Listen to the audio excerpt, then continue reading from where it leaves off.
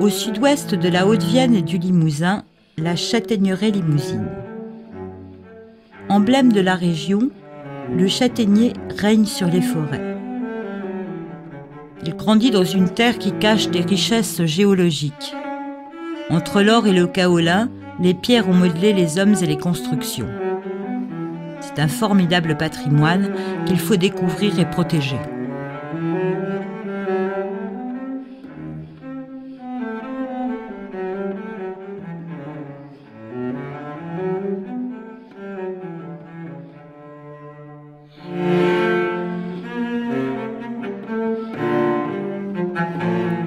La serpentine est une roche née de l'activité volcanique sous-marine à l'ère primaire.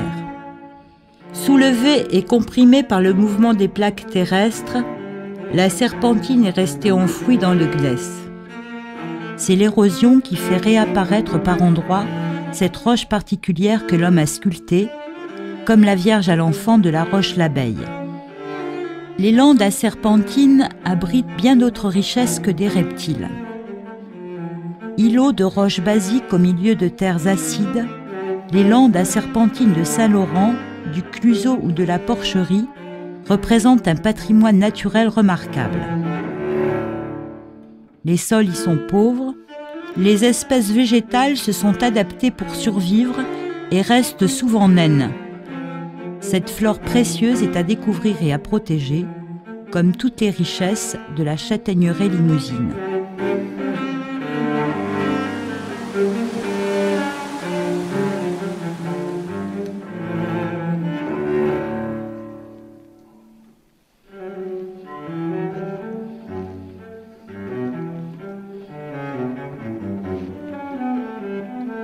À Puy-Cheny, près de Saint-Hilaire-des-Places, le filon d'argile de qualité a permis, et permet encore, à des générations de tuiliers de fabriquer artisanalement des millions de tuiles plates et canales.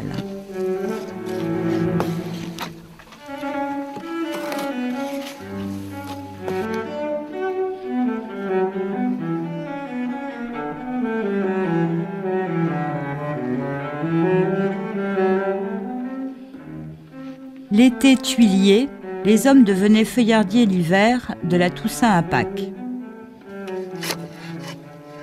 Bien à l'abri dans leurs cabanes recouvertes de copeaux, ils fendaient les feuillards, jeunes tiges de châtaignier, pour fabriquer des cerclages de tonneaux, des lattes, des clôtures et des palissades.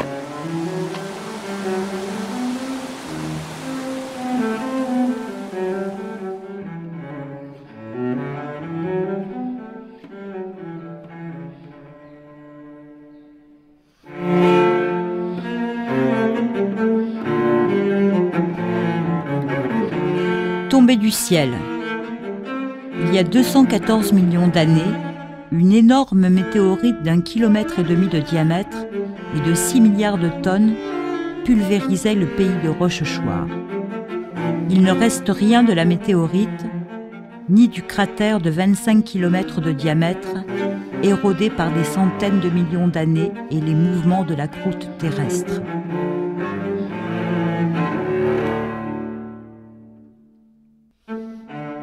Extraites des carrières, les impactites de couleurs issus du choc, utilisés pour bâtir les thermes gallo-romains de Chassenon et la ville de Rochechouart, furent longtemps confondus avec des pierres volcaniques.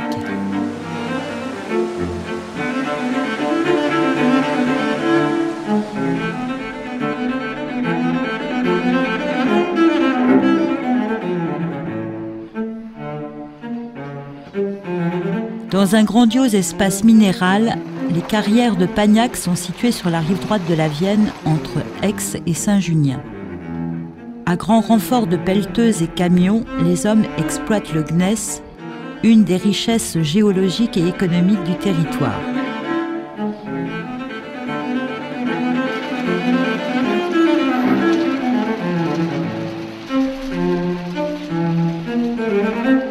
Cette roche métamorphique est ici d'une dureté exceptionnelle.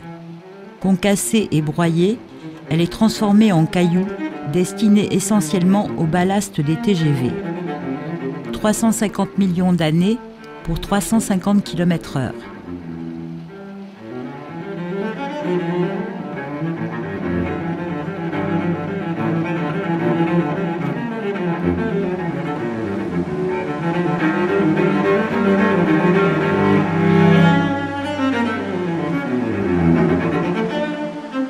Posés sur le chaos de gneiss de la vallée de la Vienne, les moulins du Domail ont pendant des siècles moulu la farine, foulé les étoffes et pressé l'huile. Pour fournir les matériaux de la porcelaine, ils ont broyé, pulvérisé les cailloux et malaxé l'argile blanche du kaolin de Saint-Thirier-la-Perche. Témoins des terribles révolutions sociales et industrielles du siècle dernier, les moulins abritent aujourd'hui un musée et dans le calme retrouvé, une résidence hôtelière.